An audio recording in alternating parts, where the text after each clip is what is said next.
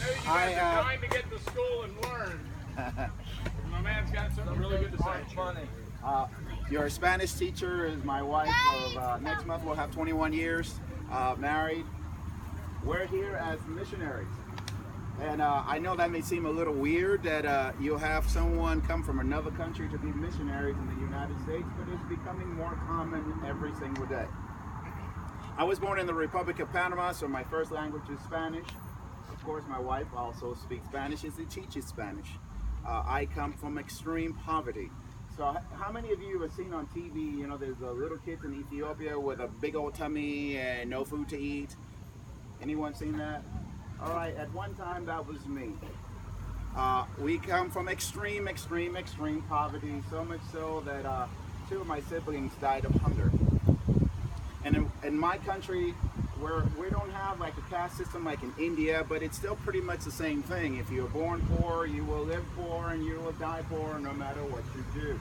So we end up coming to the United States. My dad kind of fibbed his way into the military, and that's how we were able to come over here.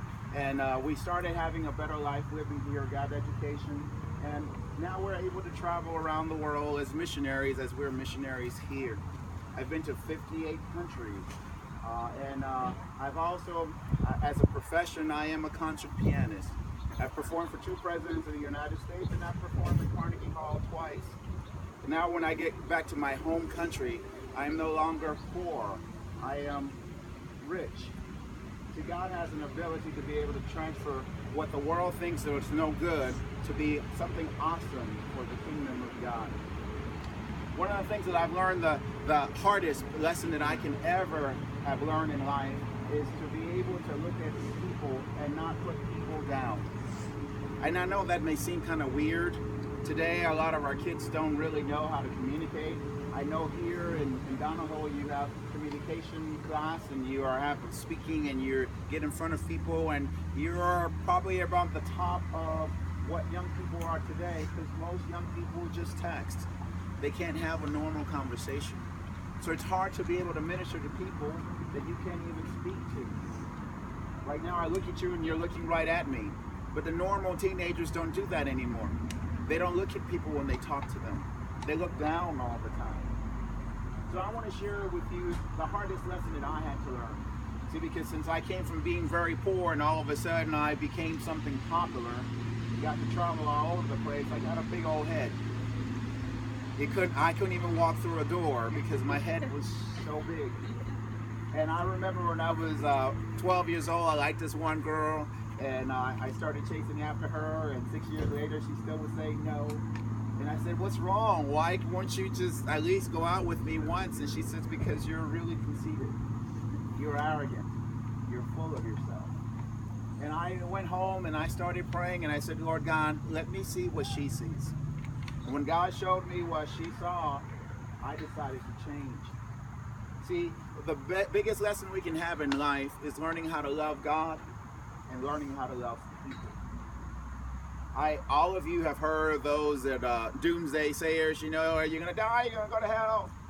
Many of you have heard people like that walk around. It's like, you're sitting there, you're going to die, you're going to go to hell.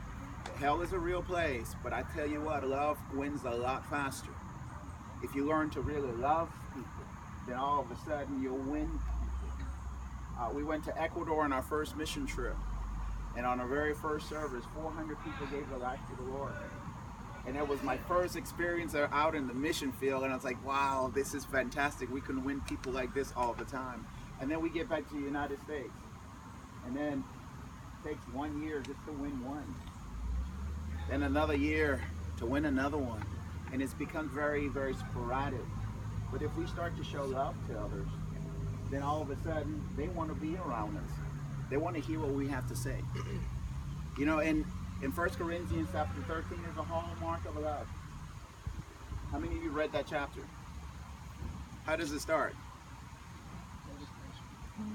I'm sorry? Love is patient. Does it start with patience? Anyone has your little device? Bring it out. Start it. What does it start with? First, or If I I speak with the tongues of men and of angels and have not love, I am only a resounding gong and clanging cymbal. If I have the gift of prophecy and can fathom all mystery and all knowledge and have the faith to move mountains, but I have not love, I am nothing. If I give all that I possess to the poor and surrender my bodies to the flame, but I have not love, I am not nothing. Love is patient, love is kind, it does not envy, it does not boast, it is not proud, it is not rude, it is not self-seeking, it is not easily angered, it keeps no record of wrong. Love does not delight in evil, but rejoices with the truth. It always protects, always hopes, always trusts, always perseveres. Love never fails. Then it ends with this. Of these three things, what does it say? Now of these three things, there's faith, hope, and what? Love. But the greatest is what? The greatest is love. So if I can share love with people, if I can really truly love them. See, I would have been very much loved if all of a sudden when I was extremely poor, someone gave me some food to eat. Why did I have a big old tummy? It was because everyone was full of parasites. Could you imagine? Didn't have food, but I had something inside of me eating me up. See, love goes a really long way, and sometimes love costs nothing. Sometimes it's easy to share love with someone. Sometimes when you see someone that's down, just give them a word. You'll be okay. You'll be all right. You know, and we live in a generation where we barely touch people. I decided to go back to school and decided to be a school teacher, and then I was told you can't touch the kids. But I can't do what? You can't touch them. Why not? Well, because people have been sued so much that you can't touch them. But they can touch you. Okay, that's wonderful. We're not even allowed to touch people anymore. We're not allowed to put our hands on their shoulders. We're not allowed to hug them when they're crying. And I thank God because I still do it and I get away with it. I've been in ministry for 36 years. You know, I have a track record. Come on, you need a hug. I'll hug you. We need to start showing love to one another. If you want to make a difference in the world, be a difference. If God gave us his best of heaven, see, the best of heaven is not the gold street. It's not the pearls and the diamonds and the emeralds. That's not the best of heaven. The best of heaven is Jesus. And God gave us his very best. Then we have to also give our best to others. Learn how to love quickly. Look around you, and you're going to see faces that everyone in here needs to be loved. Everyone does. And the moment someone starts to show you love, you start looking forward to be around that person. We win people not by the things that we say, but how we show love one to another. Now the Bible tells us that that's how we're going to know that we are Christians. We love one another. Thank you for giving me this time.